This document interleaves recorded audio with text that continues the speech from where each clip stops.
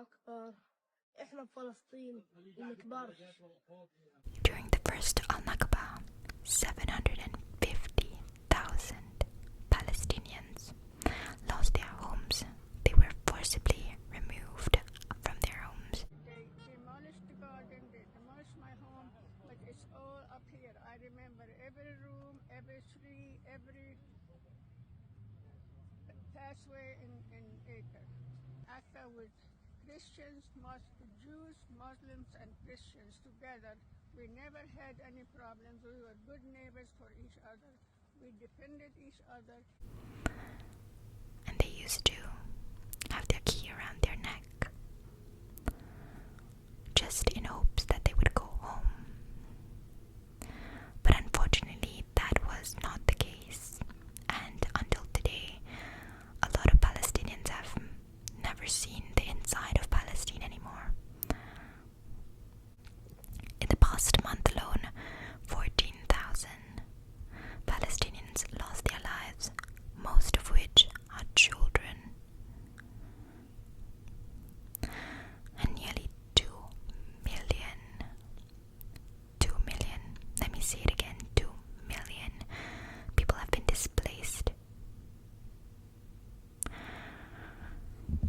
The occupying power has cut off resources, basic living needs, water, electricity. There's even a blockade of humanitarian aid. And you don't need me to tell you this. They will tell you themselves. אנחנו מטילים מצור מוחלט על העיר עזה. אין חשמל, אין מזון, אין מים, אין דלק. הכל סגור. אנחנו נלחמים בחיות אדם ואנחנו נוהגים בהתאם. Collecting rainwater is illegal for Palestinians, whether that be for domestic purposes or agricultural reasons. There is more blood spilled than drinkable water in Gaza. Gaza is an open-air prison where Palestinians are refugees in their homeland, and they seek shelter from camps and tents. Civilian casualties from attacks are uncountable. These are not collateral damage. These are people with lives, with dreams, with hopes for the future, with the life they wanted to fulfill. Hospitals, homes, places of worship, they're destroyed. The UN says 135 healthcare facilities, 289 educational facilities, 53 ambulances, and 73 places of worship. They don't exist no longer. I would like to ask, because the occupiers claim that the enemy is underneath these infrastructures, but when there is a crime that happens in a school and the perpetrator is still inside the school, do we destroy the whole school, regardless of how many other lives it will take?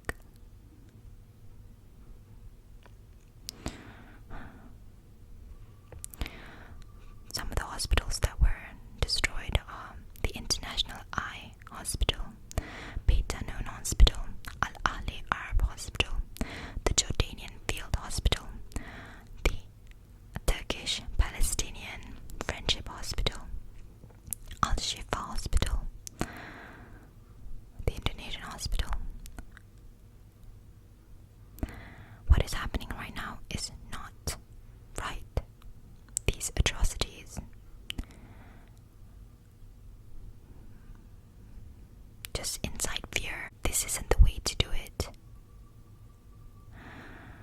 And like I said, and I'll mention it again and again, these are not casualties. These are not just collateral damage. These are lives.